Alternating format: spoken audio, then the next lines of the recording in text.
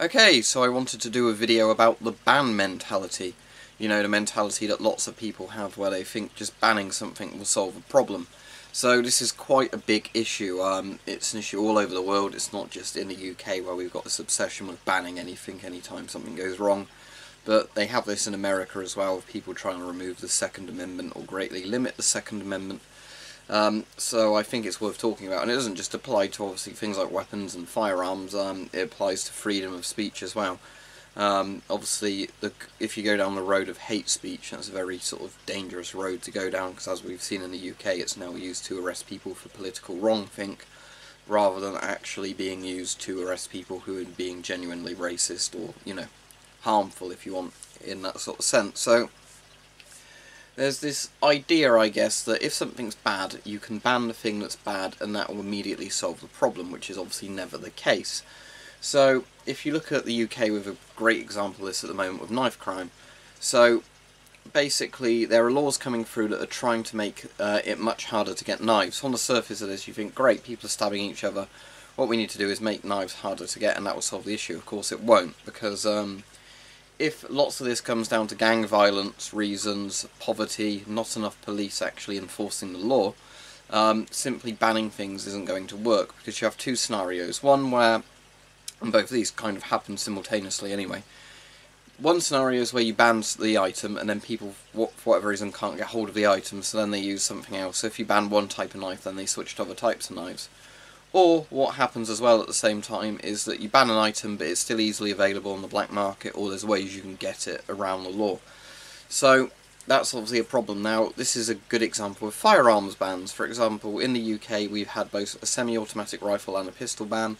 The semi-automatic rifle ban came in after the Hungerford massacre, so mass shooting, and the pistol ban came in after the Dunblane school shooting massacre. So two, you know, gun massacres that caused the ban of guns. So in America, every time there's a school shooting or something like that, there's always the same arguments brought up that guns should be banned. However, if you look to the UK, you'll see that's not really worked, because in the UK they did, you know, ban pistols.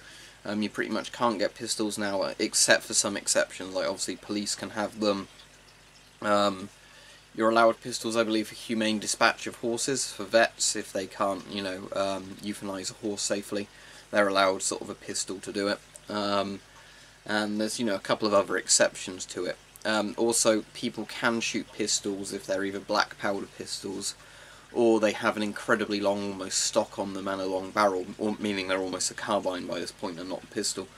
So, you know, there's exceptions to it, but the problem is, when the firearms are banned, gun crime started going down, and then it started going back up again, and now it's higher than it ever was when the guns were legal.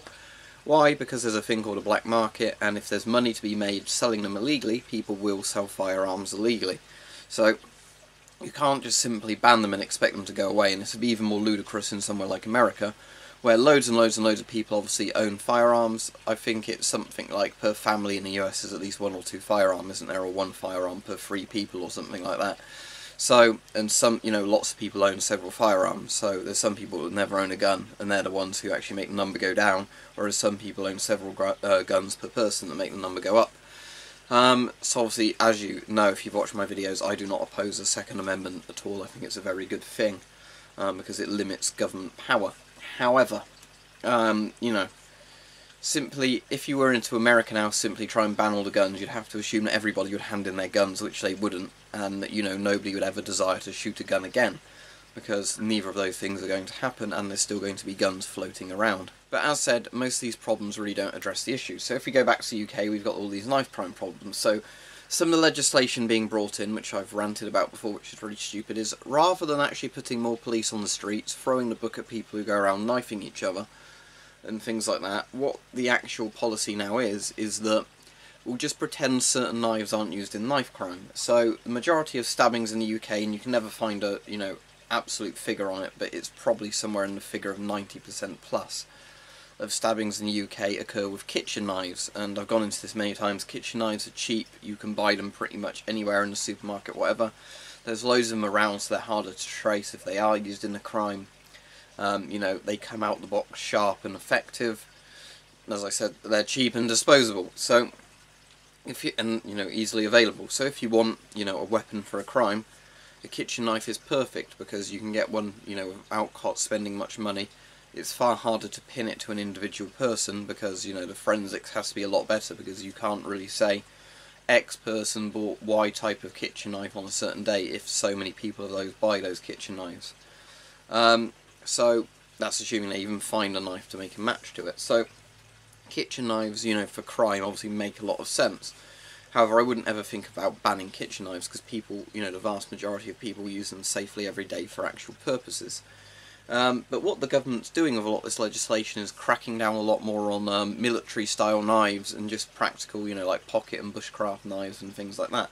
Even though the statistics will tell you they're not the ones being used in violent crime, the government has this kind of deluded thought now that if a knife has good intentions when it's made, yeah, as stupid as it sounds, it can't be used for crime. So basically, as kitchen knives are designed for cutting up meat, they couldn't ever be used for cutting up people. It's very strange logic, isn't it?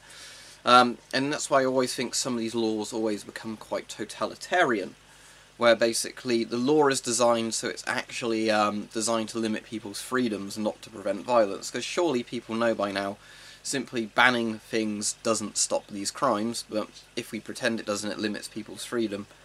We can actually get away with taking more and more government control, more power over the people, but make it seem like we're doing good in the process. Either that, or it's a typical knee-jerk reaction. Lots of people are upset about an issue. Politicians promise to fix the issue and make it appear like they've done stuff to get votes and support, even though they're not actually addressing the issue at all. So there's that. But the thing that always amazes me as well, the ban mentality, is nobody ever goes after cars. Now, if you look at how many people are killed by cars per year on the roads, no matter what country it is in the world, it's astoundingly high compared to other things. But cars are practical, right? We need cars to get to and from places, so of course nobody ever says, actually it's a good idea to ban the cars that we all need and are practical. Now, I know there's legislation that's brought in, like for example, if you get caught texting while driving, you know, penalties are much harsher now, as they should be. The amount of times I've nearly been hit by somebody else who's clearly looking at their phone or something else while they're meant to be looking at the road, especially if you're on a windy little narrow road, that's a massive problem. Also, I wish there was penalties for drivers who don't know how to stick into their lane. There's nothing more frustrating than, again, going down like a narrow country lane. You can just about fit 2 cars on it, you know, going each way in each lane, if they each stick to their lane, and then you come around a blind corner and almost get hit in the front because another car decided it would be easier to go around the corner in the very middle of the road, and you sometimes have to almost put your car in a ditch to avoid a collision.